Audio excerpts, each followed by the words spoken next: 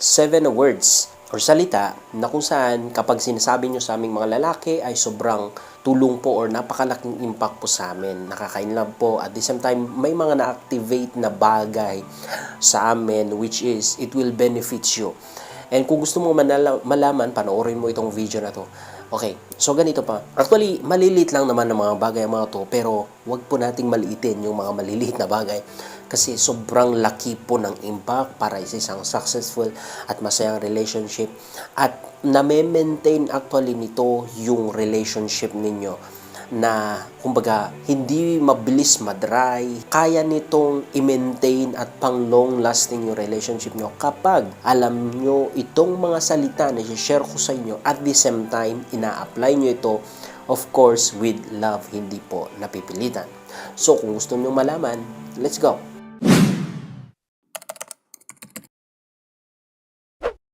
So mga kapatid, make sure po na i-apply nyo itong mga bagay na malalaman nyo sa video na ito. Wag lang po panay knowledge or wag lang po yung tipong malalaman mo pero wala ka namang ginagawa. No, you need to apply and kayo din lang ang magbe-benefit. Makikita nyo ang resulta, okay? Kung walang effect or walang magandang resulta sa relationship nyo, then babalik ko sa video na ito, i-comment nyo para i-delete ko. May suggestion na i-delete ko. But I believe, maybe hindi man 100% but at least 90% effective at effective ito. Okay ba? And the good thing is that, mga kapatid, whenever na nasasabi mo ito sa isang lalaki, maaring i-offer niya yung wallet niya sa'yo, mas lalo niyang gagalingan kasi nga, sometimes ito yung proper na approach kung gusto mo na matouch ang puso ng isang lalaki. Okay ba? Okay, so proceed na po tayo sa number 1. Is that, ang pogi naman ng asawa ko. Look, whenever na nakita mo na nag-ayos ang isang lalaki, ang asawa mo, meron kang nakita na bagong damit niya, sinuot niya, or nagpagupit siya, make sure na ma-appreciate mo siya. Kasi sometimes kahit na parang nonchalant yan or parang walang pakialam ng sinasabi mo. But sa totoo lang, whenever na kaming mga lalaki ay nagpoporma, whenever na kaming lalaki nagpapagupit, nag-aayos din, actually, ang number 1 namin na intention is that ang ma-appreciate nyo, ang magpakitang gilas sa mahal namin sa buhay. And that is the good thing kasi kapag yun ang nabigay mo sa kanya, whenever na meron ka naman talaga nakita na pagbabago sa kanya, like nagbawas siya ng timbang, maybe nag-exercise siya, or nagpagupit nga, ganoon, may bagong damit, may bagong suot, sapatos, make sure na i-appreciate mo siya. Okay? Kasi in that way, na-validate mo siya. You know, ang relationship is that give and take. Whenever na gusto mo na na-appreciate ka, make sure na mang-appreciate ka din po. Yun po ang general law. Okay ba? And trust me, sobrang laking impact po sa aming mga lalaki. Mas lalo namin gaganahan na magayos, mas lalo namin gaganahan na magpapansin sa'yo. Ayaw mo nun? Okay, proceed na po tayo sa number 2. Is that, mas magaling ka naman. Whenever na feeling ng isang lalaki or ng asawa mo na nadadown siya, na hindi siya magaling, na hindi niya kaya, make sure na ikaw yung number 1 na mang-lift up sa kanya. Hindi ikaw yung number 1 na mang-down sa kanya. Make sure na ikaw yung number 1 na makakita ng abilidad niya, ng kakayahan niya. And make sure kapag nakita mo, huwag mong itahimik. Walang kwenta kahit alam mo yung abilidad niya, yung kakayahan niya. Kung tahimik ka lang, walang kwenta yan. Make sure na support mo siya doon and make sure na encourage mo siya ng mga salitang, mas magaling ka naman. Alam kong kaya mo yan. Alam kong kayang-kaya mo yan. Love, darling, honey. Tiis lang, pursigi lang, pero alam kong magaling ka. Kasi whenever na nasasabi nyo po ito sa amin, at especially galing sa taong mahal na mahal namin, sobrang nakaka-encourage, nakaka-lift up ng energy namin at mas lalo namin galingan. Ngayon, sino din lang ang magbe-benefits? Ikaw, ang pamilya nyo. The problem is that marami pong magkakarelasyon na imbes na yung partner, yung number 1 na support, number 1 na mang-lift up, sila pa yung number 1 na mang-down. Sila pa yung number 1 na mang-judge sa partner, mapalalaki o babae ito. And that's the problem. Kasi sa tingin mo nakaka-inlove yun, hindi po. Sa tingin mo nakakatulong yun, hindi po. It is better na you shut your mouth kapag wala ka din lang magandang sabihin o panay negative na lang ang sinasabi mo sa kanya. Better shut your mouth. Okay ba ba? Kasi Alaminin man natin o hindi, whenever that we love someone, ang actually longing natin is that yung makita din nila kung ano yung meron sa atin, ano yung tinatago natin, ano yung abilidad din natin. And alam mo yung feeling na kapag yung partner mo lang or yung taong mahal mo yung nakakikita niyan, sobra pong nakaka-encourage, nakaka-engganyo, at wala ka na pong pakialam kahit hindi maniwalang ibang tao, importante yung taong mahal mo ay naniniwala sa'yo. Sobrang nakakalifa po yun. At yun yung mga fuel minsan para mag-pursue ang isang lalaki para sa inyong dalawa at sa pamilya nyo. Okay po ba? So make sure that i-encourage mo, sabihan siya na magaling siya or kayang-kaya niya or may abilidad siya. Okay po ba? So, proceed na po tayo sa number 3. Is that, ang tindi mo kagabi One of nakakasarap po sa tayong naming mga lalaki at nagiging masculine kami sa totoo lang whenever na na-appreciate nyo kami sa performance namin or sa ginawa namin sa sex, sa kama. Make sure to say that words, hindi lang sa panay-isip mo, but make sure kung totoo naman talaga, make sure na masabi mo na matindi siya kagabi or magaling siya or masyado niyang ginalingan o masyado niyang hinusayan. Kasi in that way, yun yung mga nagiging nagbibuild ng masculinity namin at nagbibigay sa amin ng positive energy sa umaga or sa araw-araw for us to pursue more, for us to love you more, and for us to, yun yung mga baon namin para hindi kami matukso sa ibang tao. Kasi, ang alam kasi natin minsan is that kapag may tukso, or ang tukso is that it's about sexual lang. No. Sometimes, madaling matukso ang isang tao kasi hindi niya naramdaman yung pagpapahalaga ng partner niya or yung appreciation ng partner niya or yung nakikita ng partner niya yung effort niya. That is why kapag merong ibang tao, ibang lalaki, ibang babae na nakakita yun sa kanya, matutukso siya doon. Lagi mong tatandaan yan. That is why dapat ikaw po yung number 1. Alangan naman na gusto mo yung kapitbahay niyo or si kumare, yung magsasabi sa kanya, ang tindi mo kagabi. Ay, ibang usapan na yun. Okay ba ba? Ibang usapan na yun. So, make sure na ma-appreciate mo siya sa mga bagay na yun. But anyway, before I continue, mga kapatid, kung merong mga lalaki na nanonood din sa video na ito, actually, pwede nyo rin po itong i-apply. Okay? Medyo i-analyze nyo lang, medyo, timplahan nyo lang bago nyo i-apply sa partner nyo. But, of course, pwede rin ito. Okay? So, let's continue. Proceed na po tayo sa number 4. Is that? Ito. Nakakatawa to, pero sa totoo lang, sobrang ang sarap sa pakiramdam kapag narinig naming mga lalaki sa mahal namin sa buhay or sa asawa namin. Yung sabihin mo sa kanya na, pagkatapos mo mag-shower, love, mamasahe na kita. Maniwala ka sa hindi, habang nasa shower pa lang kami, nagpiprepare na kami.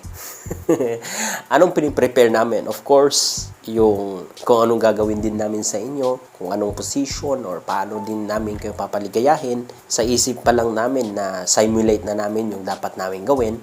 And minsan, ang sarap po sa feeling ng ganon, na kahit na sobrang pagod ka or malungkot ang araw mo, kapag uuwian mo, ay ganong tipo ng asawa. Ay sino ba naman ang hindi mare-recharge ng ganyan? Napaka-importante po na alam nyo po na sabihin ito sa kanya. Masahe mo siya and then trust me, alam na ng isang lalaki kung anong susunod sa masahe na yan. Baka ikaw yung susunod yung masahe and ibang masahe yung gagawin. But the thing is that, naibibigay mo actually sa isang lalaki yung cravings niya kahit na wala siyang hinihingi. And sometimes ito yung one way kung paano ka mag-initiate, na ikaw din yung mag-initiate kasi sometimes hindi pa laging lalaki ang nag-initiate. Maganda rin o mabuti din na ikaw may psychological po impact kamayan in order that hindi namin maiisip na kami na lang yung parang may gusto ng sex. Minsan, yun yung nakakawalang gana sa amin kaya humihindi na siya or naghanap na rin siya ng iba. But the thing is that whenever na nagawa mo yan, pinapakita mo that interested ka rin sa kanya, na may paghanga ka pa rin sa kanya, na gusto mo rin siya. And in that way, yun yung mga masasarap po na pakiramdam bilang isang lalaki at yun yung mga nagbibigay ng positive energy po sa amin. So make sure na sabihin mo yun sa kanya. Okay ba? So proceed na po tayo sa number 5. Is that? This is very important. Kapatid, tandaan mo to. Sorry. Okay. Alam ko po, marami po sa atin, especially ang mga babae, na ang hirap po humingi ng sorry mula sa inyo. And minsan, galit na galit ka sa partner mo kasi ang taas ng ego at pride niya, where in fact pati po ikaw. You know, sometimes sorry is the best way to heal some broken hearts or pain or emotional damage. You know, sometimes God will not come and heal a person's heart kasi kayang-kaya niya or kayang-kaya ng sorry mo lang. And sometimes sorry can able to restore your relationship. Yung matagal sanang naayos is that dahil sa walang sorry sa inyo, pinapatagal nyo lang hanggang sa naipon ng sama ng loob, sakit ng loob. Minsan nga nung sa inyo, nagkaka-high blood na, nagkaka-depress na, wherein ang solusyon lang pala is that sorry from you and sorry from him. Kung hindi mo yun makita na gawin niya, then mauna kang gagawa. But the good thing is that whenever na ikaw yung nag-initiate ng sorry, hindi naman ikaw ang talo. Minsan parang iniisip mo kasi because of prideful, dahil sa pagiging pride na kapag ikaw yung sorry, parang ikaw yung talo, ikaw yung kawawa. No, sa totoo lang. Yun lang yung sinasabi na ni Satanas sa isip ko. Kasi most of the time, anyone who can able to say sorry, they are the one that is mature. Kahit na kasalanan niya, okay? Kahit na kasalanan niya. Kasi the thing is that kapag ikaw yung humihingi ng sorry, ikaw actually yung mas nakakalaya. Basta yung sorry na hindi lang salita. Okay, tandaan niyo yan. Kasi kung sorry na hanggang salita lang, walang kwenta po yan. Pakitang tao lang yan. Andun pa rin yung pain. Andun pa rin yung sama ng loob mo. Okay? But yung sorry that you are willing na mag-let go ng pain ng kanyang nasabi, ng masakit na nangyari, yun yung sorry ng totoo. Kasi once na nasabi mo yun, magiging malaya ka. Nasa part na niya kung magpakumbaba din siya or ma-realize yung pagkakamali niya, then magpalaya din siya or humingi din siya ng sorry. But my point here is na dapat ikaw po yung mauna. Kasi in that way, nag-i-initiate ka ng peace. In that way, nag-i-initiate ka ng pagiging mature yung dalawa na maayos yung relationship nyo. And hindi na-extend yung pag-aaway ninyo. Na-imbes na yung mga panahon na magkaiwalay kayo or nag-aaway kayo, dapat ine-enjoy nyo na yung mga time na yon. But the problem, kapag walang nagsusorry sa inyo, that's the problem. A major problem na kung saan yun yung dahilan kaya maraming mga relasyon ang bumabagsak. That is why, make sure mga kapatid to say sorry. It doesn't matter kung sino ang may mali. Of course, kapag napansin mo naman sa kanya that kapag nagsusorry ka, that hindi niya nare-realize yung kanyang pagmamali, and that is the time na correct mo siya. Kung hindi siya makuha sa correction, then that is the time na dumistansya ka. Hindi ko po sinasabi na i-tolerate nyo. Ang pino-point out ko lang dito mga kapatid is that learn to say sorry, yung genuine po na sorry, yung galing po sa puto, and you will see, ikaw po yung mas makakalaya. Okay po ba?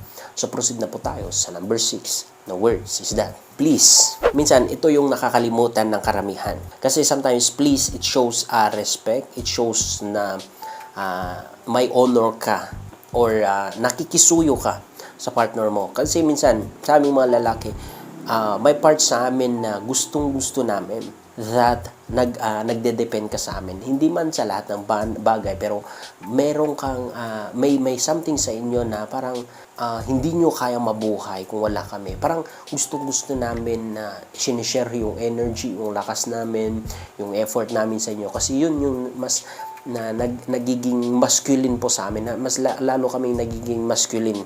Okay po ba? So, whenever na dinadagdagan mo ng please po, it means nire-respect nyo kami, and it means you honor us or you seek some help from us. And actually, yun yung nakaka-fuel sa amin, na nakaka-inlove din sa amin. Sabi ko nga, nakakadagdag pogi points at masculine namin whenever that you need help and pupunta ka sa amin para may bigyan namin sa inyo. It's an honor sa totoo lang bilang isang lalaki. Okay po ba? Sometimes may mga request na sana'y pagbibigyan ka, pero dahil sa hindi mo alam i-relay or communicate, wala man lang please, hindi mo nakukuha ang gusto mo. At hindi lang sa relasyon, even sa ibang bagay, sa trabaho, sa ka-business, ganon, sa kausap, ganon. Make sure na mag-include ng please. Okay po ba? And last but not the least, number 7 is that I love you. You know, make sure na wag niyong kakalimutan ang mag-I love you. Especially sa mga matagal na sa relasyon na parang, pang bata na lang yung I love you. No. Sometimes you need to remind that you love him or you love her. Make sure na sinasabi mo ito because there is a power of the tongue. Kung ano minsan yung palagi mong sinasabi, yun ang nangyayari. Yun yung na-i-declare na nangyayari sa inyo. Like kapag palagi mong sinasabi na ikaw ay mamalasin, may masamang mangyayari sa iyo, meron at meron. Pero kapag palagi mo ring sinasabi at bukang bibig mo na magiging successful ka, na may magandang mangyari sa iyo, most of the time may magandang mangyari sa iyo. And most of the time magiging successful ka because there is a power of the tongue. That is why don't ever forget na mag-I love you. I love you, I love you. It's actually declaration, not just a reminder, but a declaration actually that you will love each other. Imagine, you say I love you, nag-I love you siya. It's actually declaration sa inyong dalawa na palagi niyong sinasabi and it will manifest sa inyong dalawa. Okay pa ba? And the good thing is that it is good that you always remind your partner how much you love him or how much you love her. It will help us, both sa person, it will help actually yung relationship nyo. It will help actually yung mood nyo, yung energy nyo para mas mag-build up. Okay po ba? So, I hope po na meron kayong naintindihan or natutunan sa 7 words na ito and make sure po na i-apply nyo. Huwag lang po napakinggan, kundi make sure na gagawin nyo. And trust me, kayo din lang ang magbe-benefits. Kung in-apply nyo ito at walang nangyari, then come back and kahit kuya, palpak ka naman, may I suggest na delete mo yung video na yan, then it's my honor. Pero kung mas marami ang mag-agree, then it means maybe hindi lang effective sa'yo. But make sure kasi na-apply mo na may genuine kang puso at may tama kang motive at intention. And you will see, ikaw din lang magbe-benefits. So that's it for today's video. Maraming salamat po sa patuloy na pagsuporta at magmamahal. Please share and God bless.